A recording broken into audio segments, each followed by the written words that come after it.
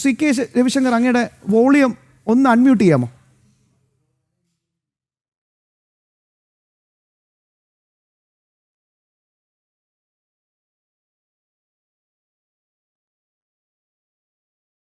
പറയൂ.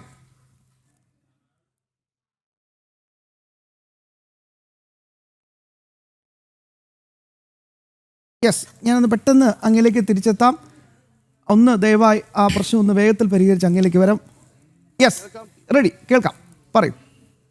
ഞാൻ പറഞ്ഞത്, ഒരാൾ ആരോപണ വിധേയം, ഒരാളെ കുറിച്ചൊരു ആരോപണം ഉണ്ടായാൽ ഉടൻ തന്നെ അദ്ദേഹത്തെ കുറ്റവാളിയായി പ്രഖ്യാപിക്കാൻ കഴിയില്ല.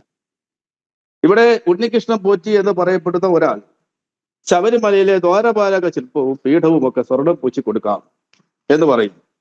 അത് അദ്ദേഹം എങ്ങനെയായിരിക്കും അവിടെ ഒരു സ്വാധീനം ഉണ്ടാക്കിയത്? ഇവിടെ 2020 ആണോ ഉണ്ണികൃഷ്ണൻ പോറ്റിക്ക് അവിടെ സ്വാധീനം ഉണ്ടായത്? ഈ ഉണ്ണികൃഷ്ണൻ പോറ്റി എന്ന് പറയപ്പെടുന്ന ആൾ ബാംഗ്ലൂരിലെ ഒരു അമ്പലത്തിലെ പൂജാരിയായിരുന്നു. ആ അമ്പലത്തിൽ അല്പം ക്രമക്കേടുകൾ നടത്തിയതെന്ന് അവർക്ക് സംശയം തോന്നിയപ്പോൾ അദ്ദേഹത്തെ അവിടെ നിന്ന് അവർ പുറത്താക്കി. അദ്ദേഹം ശബരിമലയിലെ ഒരു മേൽശാന്തിയുടെ കീഴ്ശാന്തിയായി ഇവിടെ വർക്ക് ചെയ്യാൻ വന്നു. അപ്പൊ സ്വാഭാവികമായും അദ്ദേഹത്തിന് ശബരിമലയിൽ ഒരു ആക്സസ് ഉണ്ടാവുകയാണ്. ശബരിമലയിൽ വന്നപ്പോൾ അദ്ദേഹത്തിന് മനസ്സിലായി ശബരിമലയിലെ ഭക്തന്മാരെ കബളിപ്പിക്കാനുള്ള പുതിയ തന്ത്രങ്ങൾ ഉണ്ടാക്കാൻ കഴിയും. അങ്ങനെ പുതിയ തന്ത്രങ്ങൾ ഉണ്ടാക്കിയതിന്റെ കൂട്ടത്തിലാണ് അദ്ദേഹം ഒരു ദല്ലാളായി പ്രവർത്തിക്കാൻ തീരുമാനിച്ചു. അദ്ദേഹം പറയുന്നു, അത് അവിടുത്തെ ദ്വാരപാലക ശില്പം ഞാൻ കൊണ്ടുപോയി നന്നാക്കി കൊണ്ടുതരാം. ദ്വാരപാലക ശില്പത്തിന് കേടുണ്ടെന്ന് കണ്ടെത്തിയതാരാ? ദ്വാരപാലക ശില്പത്തിലെ ചെമ്പ് തെളിഞ്ഞിരിക്കുന്നു, സ്വർണം പൂച്ചത് മാഞ്ഞു പോയിരിക്കുന്നു എന്ന് കണ്ടെത്തിയത് ശബരിമലയിലെ തന്ത്രിയാണ്. ശബരിമലയിലെ അവസാന വാക്ക് തന്ത്രിക്കുള്ളതാണ്. തന്ത്രി തീരുമാനിച്ചെങ്കിൽ മാത്രമേ അവിടെ വിഗ്രഹങ്ങൾ പൂജിക്കാനോ അതല്ലെങ്കിൽ അത് മാറ്റപ്പെടുത്താനോ ഒക്കെ കഴിയത്തുള്ളൂ. അപ്പൊ തന്ത്രിയുടെ നിർദ്ദേശപ്രകാരം തന്നെയാണ് ദേവസ്വം ബോർഡിലേക്ക് ഈ പറയപ്പെടുന്ന വ്യക്തിയുടെ അപേക്ഷ പോയിട്ടുള്ളത്. സ്വാഭാവികമായും ദേവസ്വം ബോർഡിന്റെ മുമ്പിൽ വരുമ്പോൾ ഒരു സ്പോൺസറാണ്. അദ്ദേഹം ഇത് നന്നാക്കിക്കൊണ്ട് തരാമെന്ന് പറഞ്ഞാൽ ആ കാര്യത്തെക്കുറിച്ച് ശാസ്ത്രീയ വിധി പ്രകാരം മാത്രമേ തീരുമാനമെടുക്കാവൂ എന്നാണ് ദേവസ്വം ബോർഡ് പറഞ്ഞിട്ടുള്ളത്. ശാസ്ത്രവിധി എന്താ? തന്ത്രിയുടെ അനുമതിയോട് കൂടി ദേവസ്വത്തിന്റെ ആളുകളുടെ റിപ്പോർട്ടിന്റെ അടിസ്ഥാനത്തിൽ ഈ സാധനം ചെന്നൈയിൽ കൊണ്ടുപോയി സ്വർണം പൂശിക്കൊണ്ടുവരാം.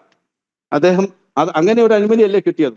ആ അനുമതിയുടെ അടിസ്ഥാനത്തിലല്ലേ അവിടെ നിന്ന് ഈ സാധനം കൊണ്ടുപോകുന്നത്. അങ്ങനെ കൊണ്ടുപോയപ്പോൾ ഉണ്ടായ പ്രശ്നങ്ങളല്ലേ ഈ കാണുന്നതെല്ലാം. അവിടെ 1998 വിജയ് മല്യ ഇവിടെ സ്വർണം പൂശാൻ ആകെ ഉപയോഗിച്ചിട്ടുള്ളത് 30 കിലോഗ്രാം സ്വർണമാണ്. 1800 കിലോ ചെമ്പും അവിടെ ഉപയോഗിച്ചിട്ടുണ്ട്. ആ സ്വർണത്തിൽ ദ്വാരപാലക ശില്പത്തിൽ 397 ഗ്രാം സ്വർണമാണ് ഉപയോഗിച്ചിട്ടുള്ളത്. ആ സ്വർണത്തിലാണ് നിങ്ങൾ ഈ പറയപ്പെടുന്ന പോലെ കിലോ കണക്കിന് സ്വർണ്ണമൊക്കെ അവിടെ നഷ്ടപ്പെട്ടു എന്നൊക്കെ പറയുന്നതിന് അതൊക്കെ ഒരു വല്ലാത്ത വാചകമായിട്ടാണ് എനിക്ക് തോന്നുന്നത്. അത് അവിടെ സ്വർണം നഷ്ടപ്പെട്ടിട്ടുണ്ടെങ്കിൽ, അരത്തുള്ളി സ്വർണമെങ്കിലും നഷ്ടപ്പെട്ടിട്ടുണ്ടെങ്കിൽ അത് കൃത്യമായി അതവിടെ തിരിച്ചു വെപ്പിക്കാനുള്ള നിയമപരമായ നടപടികൾ സ്വീകരിക്കും. ഹൈക്കോടതിയുടെ നിർദ്ദേശപ്രകാരം ആ കാര്യങ്ങൾ അന്വേഷണം നടക്കുകയാണ്. തന്ത്രിയാണോ കൊടുത്തത്? ഞാനത് പറയട്ടെ. തന്ത്രിക്ക് തീരുമാനിക്കാതെ എങ്ങനെ ഒരു അമ്പലത്തിലെ ഒരു കാര്യം മുമ്പോട്ട് കൊണ്ടുപോകാൻ കഴിയും? ഇവിടെ നിങ്ങൾ പ്രത്യേകം ശ്രദ്ധിക്കേണ്ട ഒരു കാര്യമുണ്ട്. ഒരു ക്ഷേത്രത്തിന് ഒരു തന്ത്രിയാണ് ഉണ്ടാവേണ്ടത്.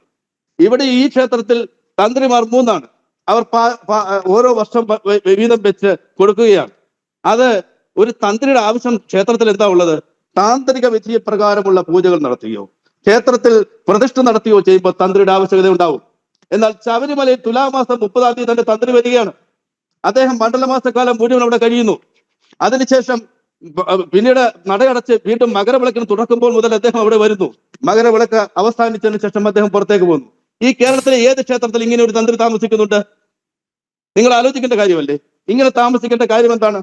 അപ്പൊ തന്ത്രിയുമായി അവിടെ ഏതെങ്കിലും ഒരു പൂജ നടത്താൻ നിങ്ങൾക്ക് ദേവസ്വം ബോർഡിന്റെ വഴിപാടിന്റെ ഫീസ് അടച്ചിട്ടാണോ നിങ്ങൾ അവിടെ നടത്തുന്നത്? ഇപ്പൊ ഒരു പടിപൂജ തന്നെ വേണമെന്നിരിക്കട്ടെ, ഒരു പടിപൂജ നടത്താൻ വേണ്ടി നിങ്ങൾ രസീത് എഴുതിയാൽ പടിപൂജയ്ക്ക് രസീത് 1000 രൂപയാണെന്നിരിക്കുക. എനിക്കറിയില്ല എത്രയാണെന്ന്. 1000 രൂപയാണെങ്കിൽ നിങ്ങൾക്ക് 1000 രൂപയ്ക്ക് അത് ചെയ്യാൻ കഴിയും. അവിടെ പറയുന്നത് എന്താ? 2038 വരെ അല്ലെ 2040 വരെ പടിപൂജയെല്ലാം, ഉദയാസ്തമന പൂജ അടക്കം എല്ലാം ബുക്ക് ചെയ്യപ്പെട്ടിരിക്കുകയാണ്. ഇതുപോലുള്ള ദല്ലാളന്മാർ പല ഘട്ടങ്ങളിലായി ദേവസ്വം ബോർഡിലെ തന്ത്രിമാരെയും മേൽശാന്തിമാരെയും സ്വാധീനിക്കുന്നു. അങ്ങനെ അവർ ഇതെല്ലാം കൈവശപ്പെടുത്തി വെച്ചിരിക്കുന്നു. അവരിലൂടെ ഈ അയ്യപ്പ ഭക്തന്മാരെ കബളിപ്പിക്കപ്പെടുന്നു. ചോദിച്ചോട്ടെ ശ്രീ രവിശങ്കർ, തന്ത്രിയും ഉണ്ണികൃഷ്ണൻ പോറ്റിയും ചേർന്നാണ് ഈ ഗൂഢാലോചന നടത്തിയെന്നാണ് അങ്ങ് പറഞ്ഞു വരുന്നത്. തന്ത്രിയും ഉണ്ണികൃഷ്ണൻ പോറ്റിയും മേൽശാന്തി അടക്കമുള്ള ആളുകൾക്കെല്ലാം ഇതിൽ പങ്കുണ്ട്. ഇവിടെ ഹൈക്കോടതിയുടെ അന്വേഷണ സംഘം ആ കാര്യങ്ങളെല്ലാം കണ്ടുപിടിച്ചുകൊണ്ടിരിക്കുകയാണ്. ആ കാര്യങ്ങളെ കുറിച്ചുള്ള ചോദ്യം ചെയ്യലാണ് ഇന്ന് ഉണ്ണികൃഷ്ണൻ പോറ്റി അറസ്റ്റ് ചെയ്തിരിക്കുന്നത്. ദേവസ്വം ബോർഡിന്റെ പണി അവിടുത്തെ കാര്യങ്ങൾ ഇത്തരം കാര്യങ്ങളെല്ലാം ഇടപെടാൻ കഴിയുന്ന ആളാണ്. ദേവസ്വം ബോർഡ് ചോദ്യം ചോദിക്കുന്ന ആരോടാണ്? തന്ത്രിയോട് ചോദിക്കുന്നു. ദേവസ്വത്തിന്റെ ഇന്ന പോലെ ഒരു കാര്യം കാണുന്നു, അതിനെന്താണ് ചെയ്യേണ്ടത്? താന്ത്രി വിധിപ്രകാരം പറഞ്ഞാട്ടെ. അദ്ദേഹം അത് നന്നാക്കാൻ കൊണ്ടുപോകാൻ പറഞ്ഞാൽ കൊണ്ടുപോകും. അതല്ലാതെ അദ്ദേഹം കൊണ്ടുപോകരുത് എന്ന് പറഞ്ഞാൽ കൊണ്ടുപോകില്ല. തന്ത്രിയാണ് അവസാനത്തെ വാക്ക്. ഏതു ക്ഷേത്രത്തിന്റെ അവസാനത്തെ വാക്ക് തന്ത്രിയാണ്. അപ്പൊ ഈ തന്ത്രിക്ക് ഇതിൽ ഒരു പങ്കുമില്ല. ഒന്നും കൂടി ഒന്ന് ചോദിച്ചോട്ടെ, ഈ ചെമ്പെന്ന് എഴുതിയത് സ്വർണമാക്കി മാറ്റിയത് എന്നാണല്ലോ, ക്ഷമിക്കണം, സ്വർണം എന്നുള്ളത് ചെമ്പാക്കി മാറ്റിയതാണല്ലോ ഇവിടെ ഏറ്റവും വലിയ പ്രശ്നം. അത് തന്ത്രിയാണോ ചെയ്തത്? ദേവസ്വം ബോർഡിന്റെ മിനിറ്റ്സിൽ തിരുത്തൽ വരുത്തിയത് ദേവസ്വം ഉദ്യോഗസ്ഥരാണ്. അല്ലാതെ കേരളത്തിലെ ദേവസ്വം ബോർഡിലെ അംഗങ്ങളോ ദേവസ്വം മന്ത്രിയോ ആണോ? ജയശ്രീ എന്ന് പറയപ്പെടുന്ന ഉദ്യോഗസ്ഥയല്ലേ? മുരാരി ബാബു എന്നൊരു ഉദ്യോഗസ്ഥർ പ്രതിയല്ലേ? 8 or 9 ദേവസ്വം ബോർഡ് ഉദ്യോഗസ്ഥരെ കുറ്റവാളികളെന്ന് ഹൈക്കോടതി കണ്ടെത്തിയിട്ടില്ലേ? അവരെ കുറിച്ച് അന്വേഷണം നടക്കുകയല്ലേ? ഇവിടുത്തെ ദേവസ്വത്തിന്റെ മന്ത്രിയെ കുറിച്ച് അന്വേഷിക്കാൻ ഹൈക്കോടതി പറഞ്ഞു. അപ്പൊ എന്തിനാണ് ശ്രീ രവിശങ്കർ ഈ ദേവസ്വം ബോർഡ് പ്രസിഡന്റ് എന്തിനാണ് ഈ മെമ്പർമാർ? എന്റെ സംശയം മാത്രമാണ്.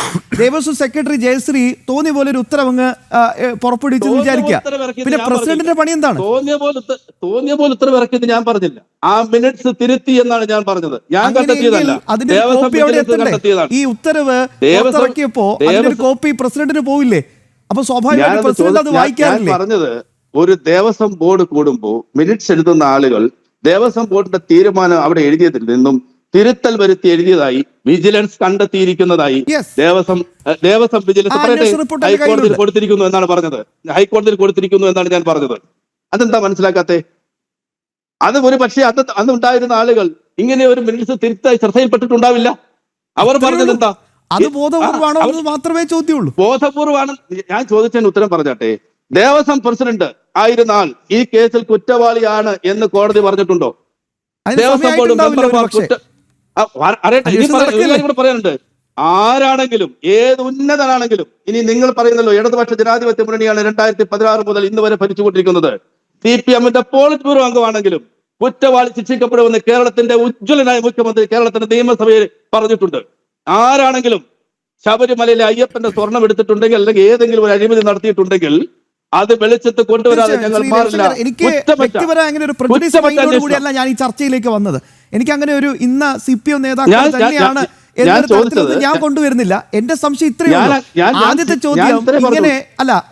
ചോദ്യം അങ്ങ് തന്നെ പറഞ്ഞു, തന്ത്രി അറിയാതെ അവിടെ ഒന്നും അനങ്ങില്ല, അവിടെ ഒരു ഇല പോലും അനങ്ങില്ല എന്ന് പറയുന്നു. അപ്പൊ പിന്നെ സ്വാഭാവികമായിട്ടും തന്ത്രിയും ഉണ്ണികൃഷ്ണൻ പോറ്റിയും കൂടി ചേർന്നാണോ ഇത് മുഴുവൻ നടത്തിയതെന്ന് ഞാൻ രണ്ടാമതൊരു സംശയം ചോദിച്ചു. മൂന്നാമത് എനിക്ക് ചോദിക്കാനുള്ളത്, ഈ രേഖകൾ കൃത്രിമത്വം കാണിച്ച ഉദ്യോഗസ്ഥർ ആ തരത്തിൽ നോക്കുകയാണെങ്കിൽ ദേവസ്വം ബോർഡ് ഭരണാധികാരികൾക്ക് ഇതിൽ ഒരു ബന്ധവുമില്ലേ? അവരിതൊന്നും അറിയുന്നില്ല. പിന്നെ എന്തിനാണ് ഈ പാവപ്പെട്ടവന്റെ നീതി കാശുമെടുത്ത് ഇന്നോവ കാറിൽ അങ്ങോട്ടും ഇങ്ങോട്ടും ചീറിപ്പാഞ്ഞ് നടക്കുന്നത്?